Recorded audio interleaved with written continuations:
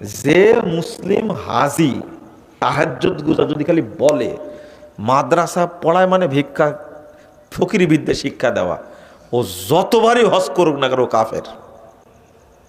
ও এলেমকে কি করেছে?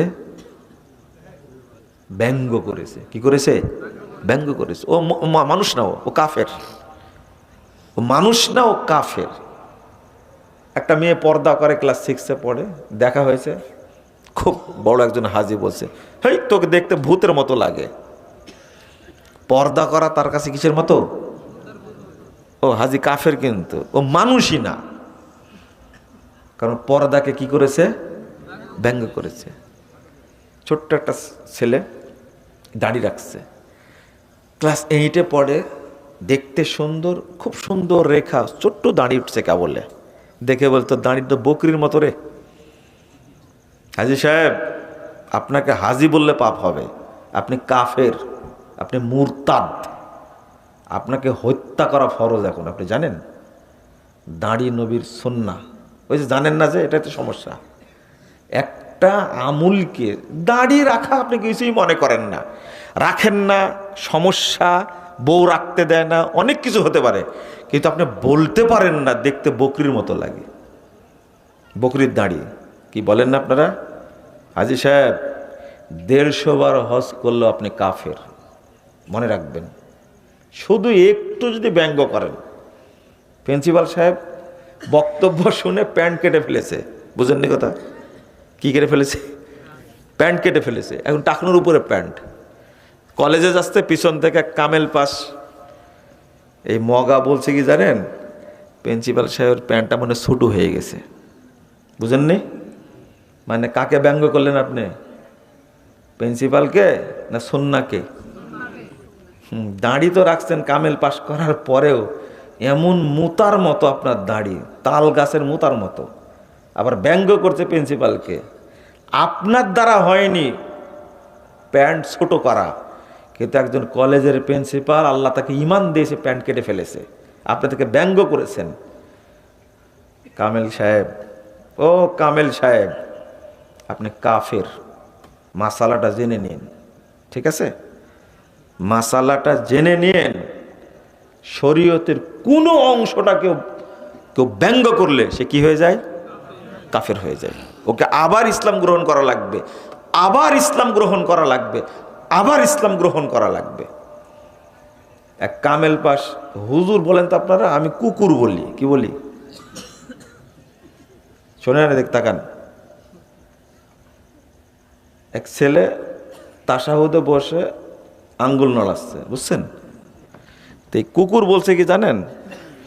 যে তুমি সালাতের মধ্যে বকরির মতো নেজলা কেন? বুঝেন না? আমার মুখে কিছু বাদে না তো, কিছু মনে করবেন না কিন্তু, না সমস্যা আছে?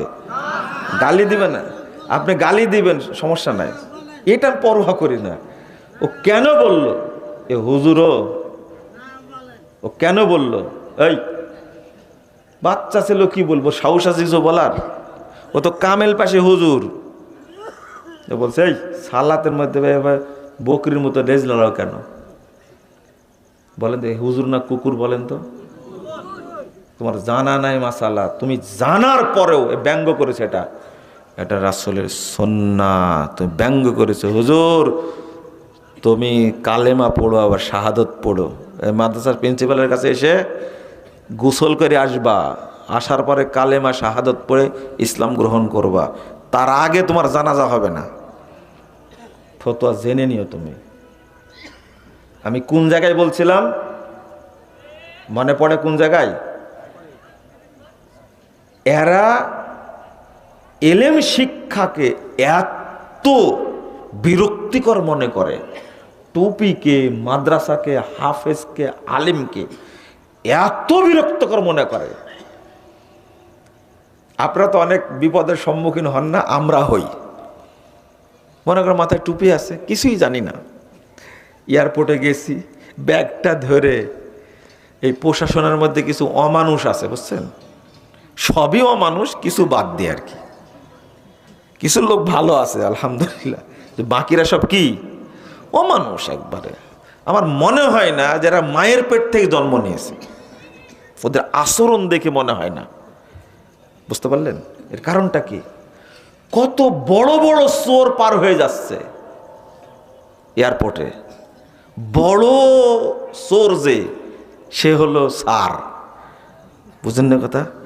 যে যত বড় চোর সে তত বড় কি স্যার। কোনো সমস্যা নাই, বরং তাকে আপ্যায়ন করে মানুষ হত্যা করেছে, কতজনকে মেরেছে, টাকা পয়সা খেয়ে ঠিকই এয়ারপোর্ট পার করে দিয়েছে, তাই নি? আলেম মানুষ গেছে, ওর ব্যাগে বোমা খুঁজবে, ককটেল আছে কিনা। মুরব্বী মানুষ রে ভাই, টুপিওয়ালা মানুষ দেখে। অথচ এই আলেমের যোগ্যতা, তার ডিগ্রি, এই অমানুষের তার বাড়িতে দারোয়ানের চাকরি করার যোগ্যতা নাই। এত বড় আলেম সে, কিছু মনেই করেনি। আমি তো ট্যাটকা ফুটকা মানুষ, কিছুই জানি না, আমার মাথায় টুপি আছে তাই। দেখেন, এক অমানুষের গল্প করি আপনাদের কাছে, এক জানোয়ারের গল্প করি আপনাদের কাছে। কথা বুঝতে পারলেন? সেটা হলো, এয়ারপোর্টে ঢুকছি, তারা সব পরিচিত। এই জানোয়ার হলো নিউ জানোয়ার, হ্যাঁ, এয়ারপোর্টে নতুন আসছে। তো আমাকে অন্যরা চিনে, তো ব্যাগটা নিয়ে ও এমন করে এগুলো খোলা শুরু করলো, বুঝছেন? তখন কানে কানে দুজনকে বললো যে স্যার, ইনি আমাদের নিয়মিত যাত্রী। কে শুনে কার কথা? চোর নাকি, কি বলে একটা কথা, চোর নাকি শুনে না ধর্মের কাহিনী। হ্যাঁ, তো কি শুনে আর একজন এসে বলছে যে, ও কিন্তু গোয়েন্দা, বলছে যে আরে ভাই, ইনি আমাদের নিয়মিত যাত্রী, আপনি কি পেলেন? সবগুলো বের করে রেখে দিল, আসলে কিচ্ছু পাইনি ব্যাগের মধ্যে। আমি বললাম যে কতদিন থেকে চাকরি করেন আপনি? আমাকে বলতে পারতেন যে ব্যাগের মধ্যে দেখেন তো বোমা আছে কিনা, না ককটেল আছে কিনা, আমাকে বলতে পারতেন আপনি। এই কাপড়গুলো এখন কে ব্যাগের মধ্যে ঢুকাবে? ও জানোয়ার কোনো কথা পায় না, ও মানুষ না। তো একটা মানুষ সফরে যাওয়ার জন্য যদি বের হয়, কোনো অপরাধ নাই। অপরাধ কি? এই টুপি, এই দাড়ি। বুঝতে পারলেন? অথচ ওর ডিগ্রি কি? ওর ডিগ্রি কি বলেন দেখি?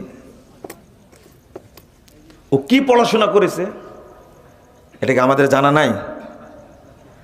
অ্যালার্জি কোন জায়গায়? টুপি। আমাকে জানলো না। আমি বললাম যে ভদ্র মানুষ হলে এগুলো করতেন না আপনি। আপনাকে কয়জন বলল? আর আমার ব্যাগে কি পেলেন আপনি? আপনার বাপের পরিচয় নেওয়ার ইচ্ছা করছে, আমি শুধু এতটুকু বললাম। কথা বুঝতে পারলেন? সারা বাংলাদেশে এই জানোয়ার দ্বারা বাংলাদেশ ভর্তি হয়ে গেছে। সারা বাংলাদেশ বড় বড় চোর, এরাই সব। যত টাকা চুরি করেছে সব এরা।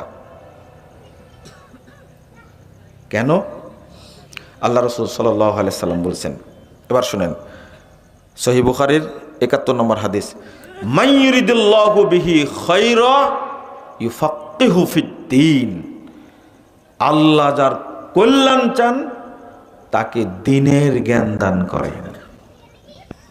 অর্থাৎ যার মধ্যে দ্বীনের জ্ঞান নাই, তার মধ্যে কোনো কল্যাণ নাই। বরং কল্যাণ নাই তো নাই, বরং অভিশপ্ত সে। আল্লাহ বলছেন ৮ নম্বর আয়াত সূরা রোম, ইয়ালামুনা যাহিরাম মিনাল হায়াতিদ দুনিয়া ওয়া হুম আনিল আখিরাতি হুম গাফিলুন। এরা দুনিয়াবি জ্ঞানে অভিজ্ঞ, বিজ্ঞ, প্রাজ্ঞ, কিন্তু দ্বীনের জ্ঞানে জাহেল। আল্লাহ বলছেন, সার্টিফিকেট দিয়েছেন, ও জানে না কিছুই। আপনি হতে পারেন মাস্টার্স পাস, বাংলাদেশের সবচেয়ে বড় ইঞ্জিনিয়ার হতে পারেন, কিন্তু আপনার ভিতরে দ্বীনের জ্ঞান নাই, মানে আপনার মধ্যে কোনো কল্যাণ নেই, কোনো কল্যাণ নাই, বরং আপনার ভিতরে অকল্যাণে ভরা।